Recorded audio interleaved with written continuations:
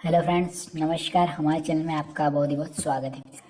तो cardiac disorder management में हमने फर्स्ट टॉपिक पढ़ा था सीएडी, यानी कि सीएडी कोरोनरी आर्टरी डिसीज, जिसके बारे में पढ़ा था हमने कि उसके अंदर क्या होता है, कौन कौन सी कॉम्प्लिकेशंस होती है, कैसे प्रिवेंशन कर सकते हैं, और मेडिकल मैनेजमेंट और सर्जिकल मैनेजमेंट, जो कि हमने पिछले टॉपिक में पढ़ा था। तो फर्स्ट टॉपिक हमने कार्डियोवास्कुलर डिसऑर्डर का फर्स्ट टॉपिक कंप्लीट कर लिया है। अब सेकंड टॉपिक हम जो है कि स्टार्ट करते हैं, कार्डियक डिसआरिथमियास। तो सेकंड टॉपिक है हमारा कार्डियक डिसआरिथमियास। चलो स्टार्ट करते हैं। तो यहाँ पर देखिए, cardiac dysrhythmias is abnormal condition which is characterised by irregular heart beat.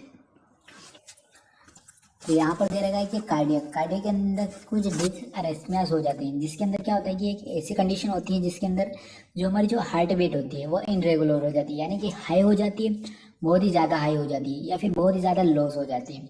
तो ये कार्डियक अरिथमियास के अंदर आते हैं। जब पेशेंट की डेथ होती है तो वो कार्डियक डिसआरिथमियास कंडीशन हमें देखने को मिलती है।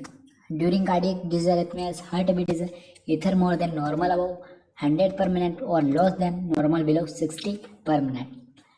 तो हमने बताया जैसा कि 100 से ऊपर हो जाती है या फिर 60 से जो है कि बहुत लॉस हो जाती है, जो कार्डियक अरिथमियास के अंदर आती है। ज़्यादा ही लॉस होने के बाद ही उसको काउंट किया जाता है कार्डियक अरिथमियास के अंदर। Cardiac arrhythmias is also known as cardiac अरिथमियास।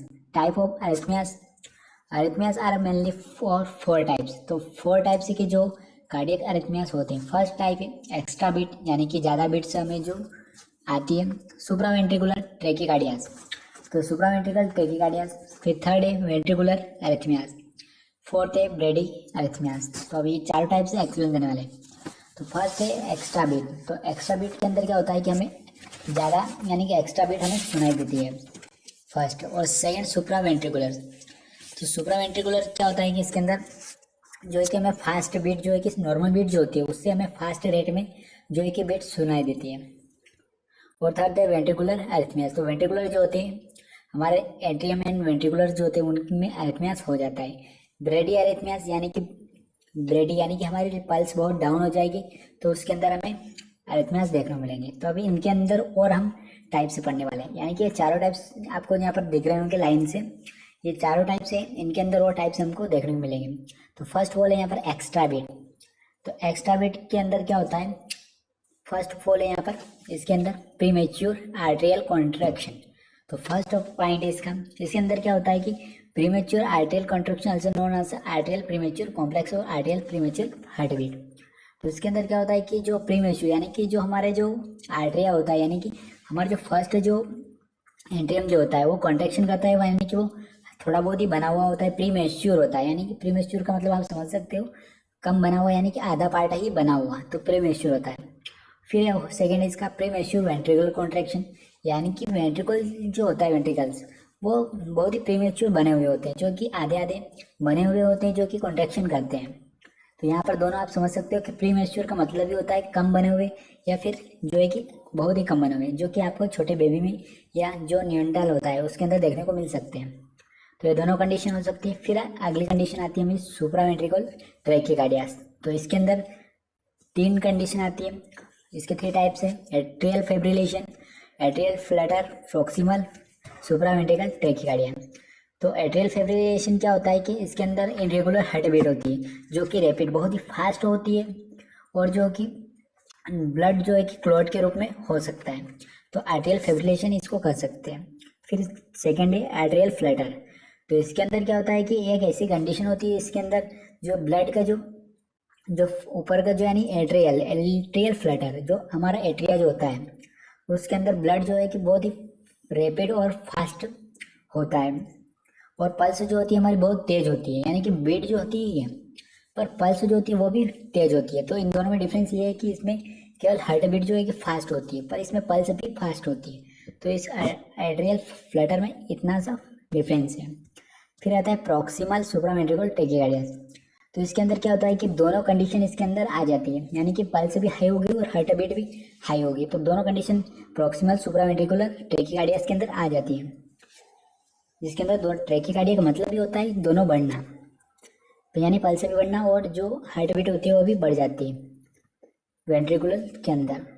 फिर थर्ड नंबर पे हमारा वेंट्रिकुलर एरिथमियास, तो वेंट्रिकुलर एरिथमियास के अंदर हमारा वेंट्रिकुलर फिब्रिलेशन और वेंट्रिकुलर टैकीकार्डिया। तो फर्स्ट हमने यहाँ पर पढ़ा था atrial Flutter and proximal supraventricular, यानी कि यहाँ पर हमने एट्रिया का पढ़ा था और यहाँ पर हमारा वेंट्रिकुलर फिब्रिलेशन। तो यहाँ पर एट्रियल का पढ़ा था और यहाँ पर फिब्रिलेशन। तो बस इतना सा डिफरेंस है कि यहाँ पर एट्रिया यानी कि फर्स्ट चैम्बर का पढ़ा था हमने और यहाँ पर हम उसके सेकेंड चैम्बर का पढ़ेंगे, बस इतना सा डिफरेंस है इनमें, कंडीशन सेम है। फिर आगे हम पढ़ते हैं यहाँ पर ब्रेडिकार्डिया एरिथमियास। तो ब्रेडिकार्डिया यानी कि पल्स हमारी हाई हो जाना, ब्रेडी एरिथमियास। फिर इसके रिस्क फैक्टर और कोसेस जान सकते हैं यहाँ पर।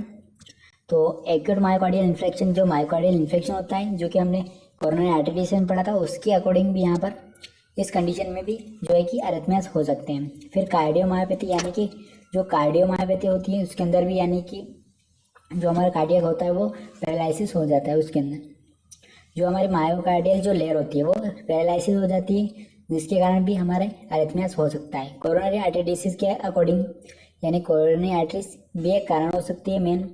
हार्ट फेलियर के कारण भी, मिट्रल वॉल्व प्रोलैप्स के कारण भी, डिजिटल टॉक्सिसिटी के भी कारण, क्वानिडीन टॉक्सिसिटी के कारण, यानी कि जब हाई ये जो टॉक्सिसिटी होती है इनकी मात्रा ज़्यादा यानी कि मेडिसिन की मात्रा ज़्यादा देने के कारण भी हो सकता है। हाइपोथर्मिया के कारण भी हो सकता है, हाइपोऑक्सिया के कारण भी हो सकता है। फिर इलेक्ट्रिकल इम्बेलेंस के लिए हो सकता है, यानी कि इलेक्ट्रोलाइट इम्बेलेंस हो जाती है उसके अकॉर्डिंग भी हो सकता है। स्मोकिंग के कारण भी हो सकता है, एक्सेसिव यूज़ ऑफ एल्कोहल का ज़्यादा यूज़ करने से भी हो सकता है, एक्सेसिव इंटेक ऑफ कैफीन का ज़्यादा यूज़ करने के कारण भी हार्ट एरिथमियास हो सकते हैं, कार्डियल एरिथमियास हो सकते हैं। Excessive intake of caffeine, high intake of fatty diet के कारण भी हो सकते हैं, ज़्यादा ही फैटी डाइट अपन यूज़ करेंगे उसके कारण भी हो सकती है, ज़्यादा ओबेसिटी के कारण भी हो सकता है, हाई कोलेस्ट्रॉल लेवल के कारण भी हो सकता है। फिर क्लिनिकल मैनिफेस्टेशन, तो इसके अंदर सिम्टम्स क्या क्या हमें देखने को मिलेंगे एरिथमियास के अंदर। तो यहाँ पर हमारा इनरेगुलर हार्ट बीट, फिर इनरेगुलर हार्ट बीट जो हमें देखने को मिलेगी पेशेंट के अंदर। फिर पाल्पिटेशन हमें पेशेंट के अंदर दिखाई देगा, यानी कि जो हार्ट बीट होती है वो हमें बाहर तक सुनाई देगी। तो ये सेकेंड इसका सिम्टम हो सकता है। थर्ड है डिक्रीज कार्डियक आउटपुट, तो डिक्रीज होगा कार्डियक आउटपुट। फिर आगे हम कंटिन्यू करते हैं।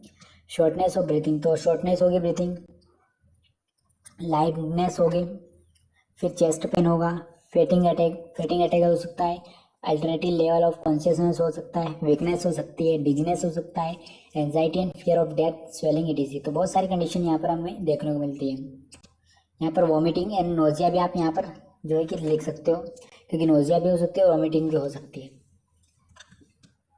फिर डायग्नोसिस के अंदर diagnosis of the patient done is the best of following. तो डायग्नोस कैसे करेंगे इसका, तो हिस्ट्री टेकिंग लेंगे, past and physical, past present जो है कि यहाँ पर हिस्ट्री टेकिंग करेंगे। फिजिकल एग्जामिनेशन लेंगे, फिजिकल एग्जामिनेशन ईयर नोज जो सभी एग्जामिनेशन के अंदर आते हैं वो सारी मेथड यहाँ पर यूज़ करेंगे, जो कि हमने असेसमेंट के अंदर हमने पढ़ी थी। क्लिनिकल फीचर्स यहाँ पर हम जो है कि ऑब्जर्व करेंगे, ब्लड टेस्ट करेंगे, सीबीसी करेंगे, एस्टिमेशन ऑफ सीरम इलेक्ट्रोलाइट्स यहाँ पर जो है कि हम चेक करेंगे। फिर यहाँ पर ईसीजी करेंगे हम, इकोकार्डियोग्राम करेंगे हम, चेस्ट एक्सरे करेंगे, हॉल्टर मॉनिटरिंग करेंगे, स्ट्रेस टेस्ट करेंगे, स्ट्रेस लेवल चेक करेंगे, कोरोनरी एंजियोग्राफी जो है कि हम यहाँ पर चेक करेंगे। तो सारे टेस्ट हम यहाँ पर चेक करेंगे। मेडिकल मैनेजमेंट के अंदर हम देखते हैं management of the dis arrhythmias depend on the it is a type severity patient is a clinical manifestation etc. तो उसकी कंडीशन कौन सी डिस एरिथमियास की उस पर जो है कि डिपेंड करेगा, यानी कि समझ लीजिए आपकी जो ये एरिथमियास की जो कंडीशन है वो वेंट्रिकुलर सुप्रा वेंट्रिकुलर डिस एरिथमियास है या फिर एट्रियल फिब्रिलेशन है, इसके अकॉर्डिंग यहाँ पर जो है कि उसके अकॉर्डिंग मैनेजमेंट होगा। तो usually following a treatment modalities are used है। तो एडमिनिस्ट्रेशन ऑफ आर्टिफिशियल ऑक्सीजन, तो आर्टिफिशियल ऑक्सीजन प्रोवाइड करेंगे, एंटी डायरिथमियाटिक ड्रग्स जो है कि प्रोवाइड करेंगे। तो दो कंडीशन यहाँ पर देख सकते हो। इसके अंदर डिस एरिथमियास के अंदर जो ड्रग्स यूज होते हैं वो ड्रग्स यहाँ पर दे रखें, अच्छे से आप नोट आउट कर सकते हो, समझ सकते हो। तो क्वानिडाइन दे रखा है जो कि एक्शन क्या है इसका मेन यूजेस क्या है, इसके साइड इफेक्ट क्या है वो यहाँ पर दे रखें, अच्छे से आप नोट आउट कर सकते हो और खुद समझ सकते हो इन कंडीशन में जो है कि इनका मेन यूज़ किया जाता है। तो यहाँ पर ये ड्रग्स दे रखे, डिसोपेरामिड्स दे रखे हैं, फिर लिडोकैनिन दे रखे, तो यहाँ पर ये ड्रग्स दे रखे अच्छे से आप समझ सकते हो और इनका जो है कि प्रिवेंशन कर सकते हो। और भी यहाँ पर ड्रग्स दे रखे हैं, मैक्सिक टाइम दे रखी है। फिर इसकी क्लास नंबर 2 में दे रखा है प्रोपेनल दे रखा है, एटेनॉल दे रखा है, मेटोप्रोपेल दे रखा है। तो सारे ड्रग्स आप जैसे भी देखते होंगे जनरल कंडीशन में ये यूज़ किए जाते हैं।